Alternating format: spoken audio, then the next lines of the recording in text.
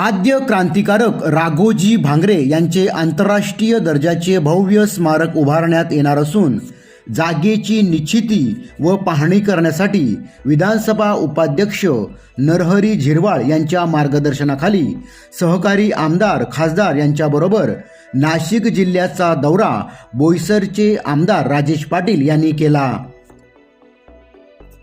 नाशिक जिल्ह्यातील इगतपुरी तालुक्यातील कळसुबाई शिखराच्या पायथ्याशी असलेल्या वासाळी गावात आद्य क्रांतिकारक राघोजी भांगरे व आदिवासी क्रांतिकारांचे वास्तव्य असलेल्या जागेवर शासनामार्फत आंतरराष्ट्रीय दर्जाचे भव्य स्मारकाची जागा निश्चित करण्यात येत आहे।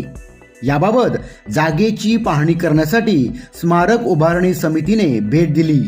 या समितीत महाराष्ट्र राज्य विधानसभा उपाध्यक्ष नरहरी झिरवाळ यांच्या समवेत खासदार हेमंत अप्पा गोडसे, आमदार माणिकराव कोकाटे, आमदार राजेश पाटील, आमदार किरण लहामटे, आमदार दादा पाडवी, आमदार हिरामण खोसकर, आमदार सुनील भुसारा आदींची उपस्थिती होती। एकूणच नाशिक दौऱ्याबाबत आमदार राजेश पाटील यांनी सविस्तर माहिती दिली आहे। स्मारक बांधणीच्या पाहणीसाठी आज आपला नाशिक दौरा झालेला आहे। कशा प्रकारचा दौरा होता आणि का होता? सर्वप्रथम येणाऱ्या नवीन वर्षाची सर्व जनतेला मी मनापासून शुभेच्छा देतो। आज महाराष्ट्र शासनाच्या वतीने आदरणीय आद्य क्रांतिकारक राघोजी भांगरा यांचे स्मारक बांधण्याचे ठरवलेले आहे आणि त्या अनुषंगाने त्या ठिकाणी नाशिक आणि नगर जिल्हा यांच्या बॉर्डरवर एका कुटुंबाने तिथे 50 एकर जागा एक मोफत उपलब्ध करून दिलेली, त्या जागी जवळपास 900 ते 1000 कोटी रुपयांचं स्मारक राज्य शासनाने बांधण्याचं निश्चित केलेलं आहे। आणि त्या ठिकाणी आज प्रत्यक्ष ठिकाणी जाऊन गावकऱ्यांचं बोलणं, त्याचं DPR कशा पद्धतीने असेल त्याचं नियोजन करून तिथल्या स्थानिक लोकांना समजून सांगण्यासाठी एक कमिटी नेमली होती।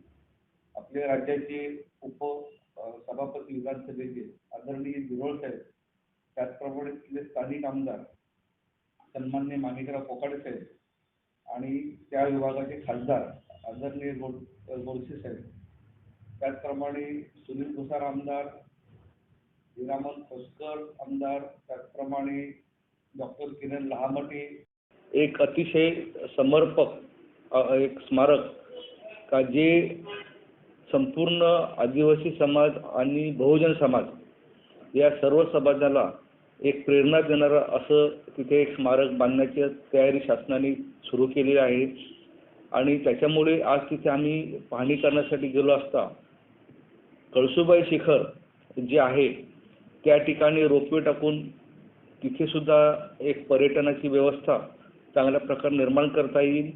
त्याचप्रमाणे जे काही क्रांतिकारक तयार झाले का ज्यांनी स्वातंत्र्य संग्रामामध्ये मोठं योगदान दिलं अशांची माहिती देणारं एक तिथे ऑडिटोरियम, त्याचप्रमाणे येणारे पर्यटक त्यांच्यासाठी ह्या सगळ्या क्रांतिकारकांचं एक चांगलं माहितीपट तिथे तयार करून त्यांच्यासमोर ते एक सादरीकरण करणे असं एक चांगल्या प्रकारचे PPT ह्या शासनाने तयार केलेली आहे।